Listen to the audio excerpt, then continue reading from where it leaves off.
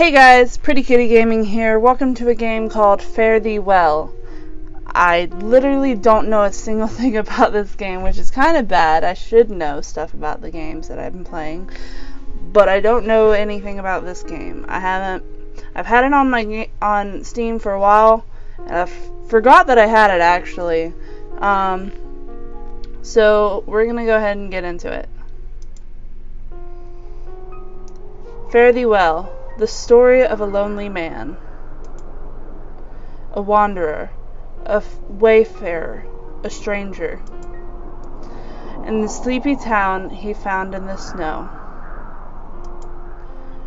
One winter night, December 1967.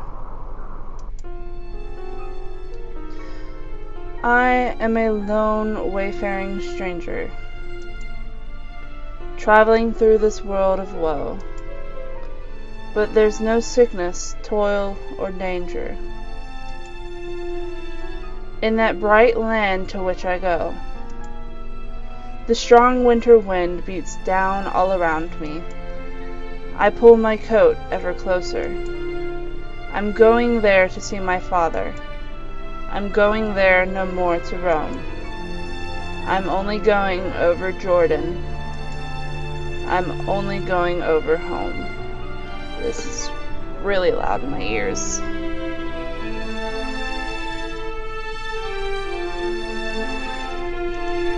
Down the road I walked, covered in cold snow.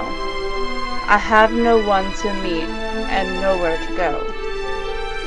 I know dark clouds will gather round me. I know my way is rough and steep. But golden fields lie out before me, where God's redeemed shall ever sleep. I need to find somewhere better than this. I can't feel a thing. I'm going there to see my mother. She said she'd meet me when I come.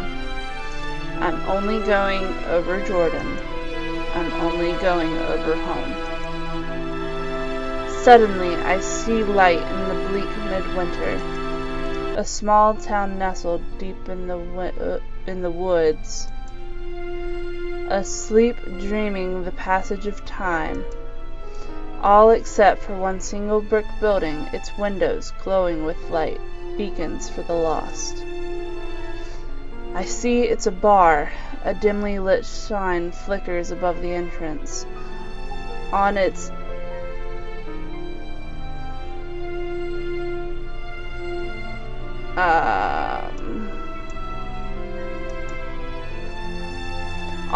a name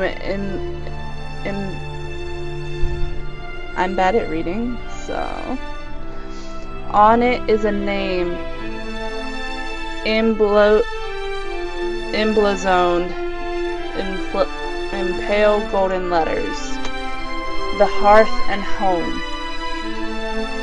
It'll do. I push past the door and enter in out of the snowy night. Once inside, I take off my gloves and rub my hands together for warmth. It takes too long to feel my fingers again. I close my tired eyes and take in the sounds of the bar. It's busier than I'd expect in a town like this. There's a low murmur dispersed in the air. Some people are here in groups, and many are, like me, alone. It's good to see people again. I slip my gloves into my coat and take a seat. A bartender spots me from behind a row of drying glasses and approaches. Evening. A beer, please. I only order it so I can stay. The bartender fills a glass from the tap. Traveling through? He places the drink in front of me. The liquid in the glass shines like oil under the pale, mellow lights of the bar. Yeah. I drink it all at once, and it brings some fire back into my blood. Can't say I know what business brought you here. How do you know I'm not traveling for pleasure? Pleasure doesn't come this far north this time of year. I smirk. Maybe I got lost. Maybe you did. He takes my glass and steps away. I take a glance out the window while he's gone. The night is black and thick with snow. I should stay a while longer. It won't let up soon. Cedar, Maine, population. Cedar, Maine, population a little over 2,000. I was able to make out the sign off the highway exit before the storm got too bad. Originally, I'd meant to make it all the way to the other side. Hitchhiking got harder after sunset. When it got too cold to be outside, I headed off the road to the nearest place I could find. This place wasn't too bad. Reminded me of simpler times. I'll stay here for the night. Not that I have a choice. It feels nice just to sit for a change. Sometimes you move so much, you feel like you're not the one moving anymore. Like you're drifting.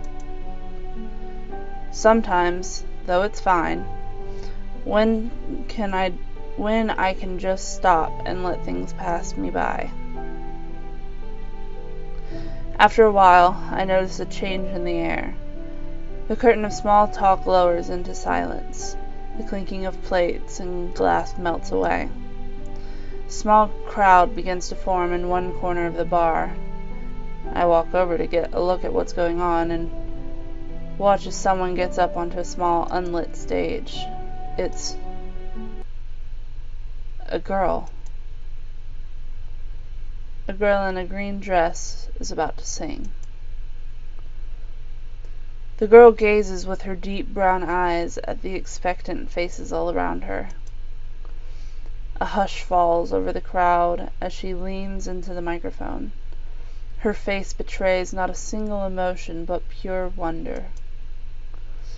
It's almost as if she's somewhere else, remembering better times, preparing to sing herself in a world that stood still, hanging off her every word. She begins softly, her voice barely above a whisper. By yon bonny banks, and by yon bonny braes, where the sun shines bright on Loch Lomond. I know this song. Where me and my true love will never meet again, on the bonny, bonny banks of Loch Lomond. Of course I know this song. The small birds they sing, and the wild flowers spring, and in sunshine the waters are sleeping. Where the broken-hearted can know no second spring again, though the woeful may cease from their grieving. You'll take the high road, and I'll take the low road, and I'll be in Scotland before you. But me and my true love will never meet again, on the bonny, bonny banks of Loch Lomond. After her rendition of Loch Lomond, the girl continues to perform, singing various other folk songs. The audience continues to be mesmerized by every movement of her parted lips. The bar is eerily silent, and not a single person dare move. Her voice is magical, perhaps the most beautiful I've heard in all my life. I've never been this absorbed in a song before. The voice of the girl in the green dress grows and grows and grows, only to fill the air with complete emotion, feelings seething with energy. Like her voice is an endless flowing spring, and to listen to it is to drink and drink and drink again. I've never felt this way before. I doubt I will again. When she finally finishes her set, the girl in the green dress takes a fateful step back from the microphone. Her skin beads with sweat, Her chest heaves up and down to the rhythmic beat of her exhausted heart. Her posture is tired but proud, her breath short but steady, her eyes somber but bright, vibrant with fire. And as I watch her in the precious little... How unprofessional. And as I watch her in this precious little moment of silence, it seems all time stops. The sheer intensity of this moment breaks over me like a cold ocean wave. The sadness I feel at its impertinence, its immediate beginning and end, pulls me under. I am washed in fascination, and in that moment the passage of time resumes. It flows unhindered, ignorant that so much change had just taken place in my inner self, that in that brief window of frozen time, that changed in my heart has just set forth in motion a long, long story. And we will have to wait until next time for that long, long story. So if you're currently enjoying Fare Thee Well, hit the like button. Let me know. Leave a comment down below if you feel like it for how well this game is made so far. Do whatever you want. But if you're new to the channel, hit the subscribe button to become a part of the litter. And I love you all. Bye.